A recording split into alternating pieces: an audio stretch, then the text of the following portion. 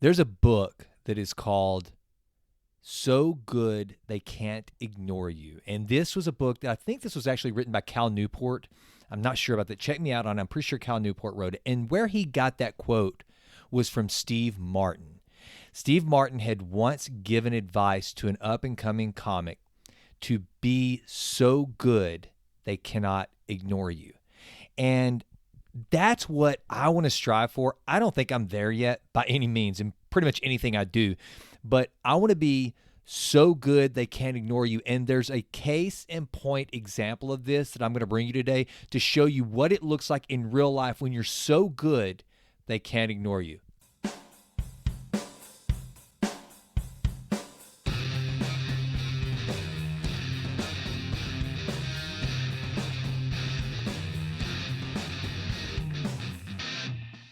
I'm Jason, and this is the Jason Wright Show. All right. So Steve Jobs, I think this was maybe after he had been fired from Apple, and he started another company called Next. It might have been at the same time. I don't know. It doesn't matter. But the bottom line is Steve Jobs, who, if any of you know anything about Steve Jobs, you know he was a pretty demanding guy. It was kind of his way or the highway. He's pretty eccentric. He was very hard on his employees. He was really hard on his vendors and people that did work for him. But there was one guy that he wanted to hire that didn't care that it was Steve Jobs. He knew his value, he knew his worth, and he was willing to set the tone for how the working relationship was going to go. And his name was Paul Rand. So here's what happened. When Steve Jobs was looking to create a new logo for Next, he asked Rand, who was like one of the most incredible commercial artists of his time, to come in and give him a few options. He had done work for IBM, UPS, Enron, Westinghouse, ABC. He had done a lot of work. I mean, this guy is like he was big time. And Steve Jobs told Rand, he said, I want you to come up with a few options. And here is how Rand responded, which I think this is like a real life Don Draper kind of answer. You know, one of the things, Don Draper is one of the most complex characters ever written for the screen. And while his morals are incredibly questionable, one thing that I love when I watch Mad Men is watching how Don Draper is so assured of his talent, his principles, and what he's trying to achieve that he doesn't care about anything else. He is the least compromising individual that you'll ever see in the workplace. But that's fictitious, right? That's just John Hamm playing an unbelievable character. This is real life. Here's how Rand handled this. He said he didn't want to come up with a few options. He wanted to design just one option. So he tells Steve Jobs, he says, I'm going to solve this problem for you, and you're going to pay me.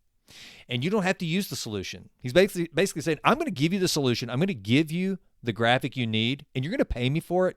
Whether you use it or not, that's up to you, and I really don't care. And then he tells him, if you want other options, you can go talk to other people, but I will solve the problem the best way I know how, and whether you use it or not, that's up to you. I don't really care. Now, here's what happened.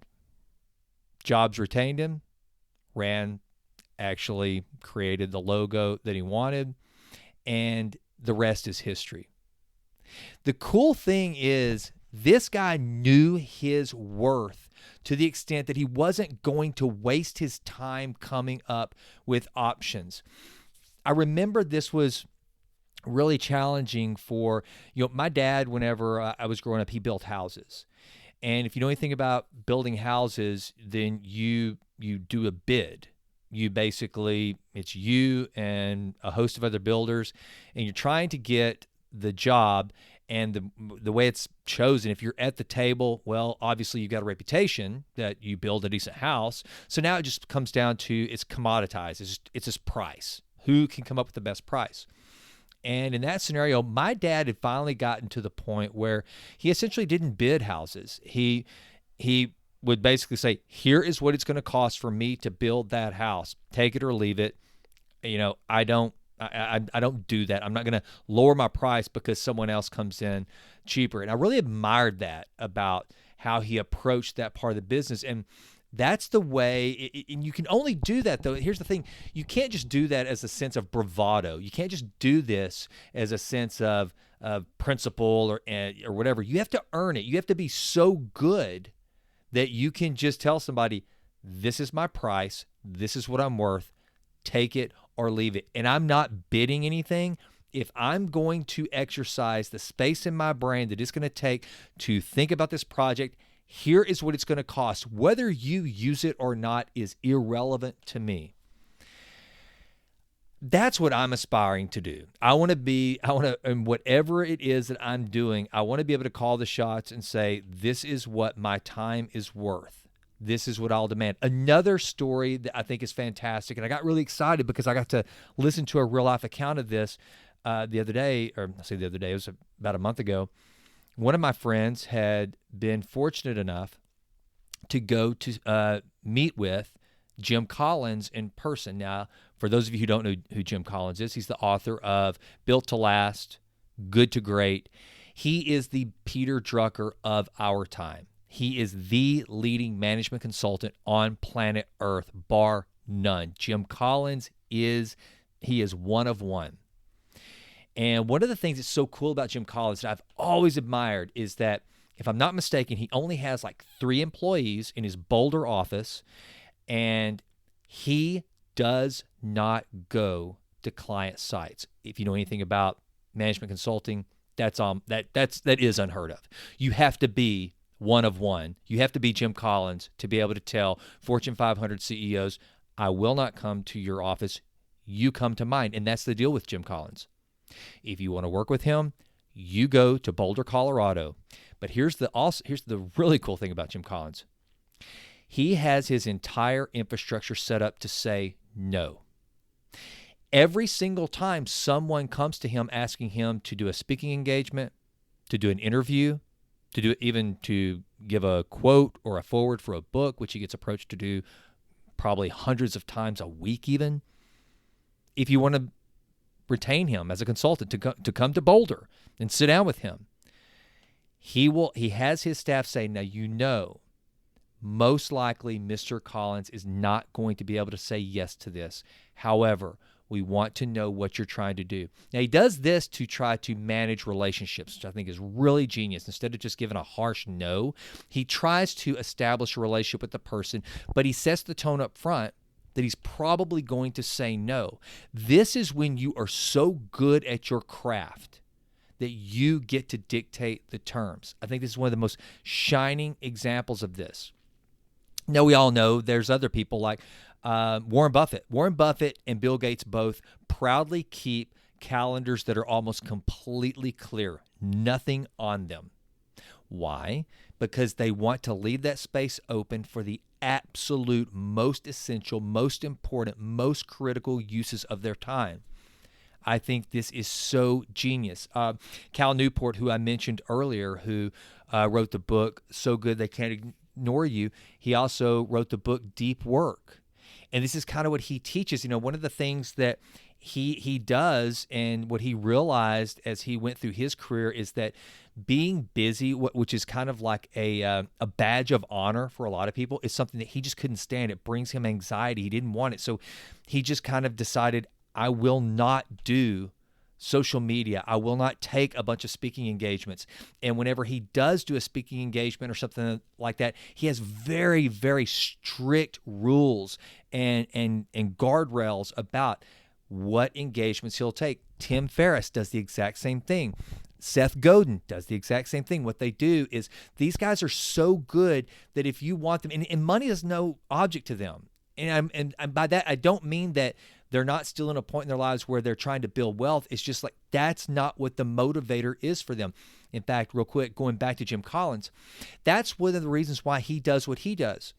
He's explained before that for a Fortune 500 CEO who very well may, if you're Jamie Dimon and you're a Fortune 500 CEO, you're the CEO of JP Morgan Chase, you are a billionaire. So money isn't the issue. I mean, Jamie Dimon could stroke a check for $1 million for 30 minutes of Jim Collins' time. That's not the point. What Jim Collins knows is the single most non-renewable asset any of us have, but in particular these individuals have, is their time. So he makes it so that they have to come to him, thus investing not only his fee, but their time. Cal Newport is the same way. All these guys I mentioned before, Tim Ferriss, they're the same way. They've reached a point where money is not their primary currency, but their time is. And that to me is that's the coolest part of being really, really good at something, because now you get to take this thing, which is time, that again is the single most valuable, non-renewable asset any of us have. That's it. There's nothing more valuable than time. You'll never get it back. It can't be duplicated.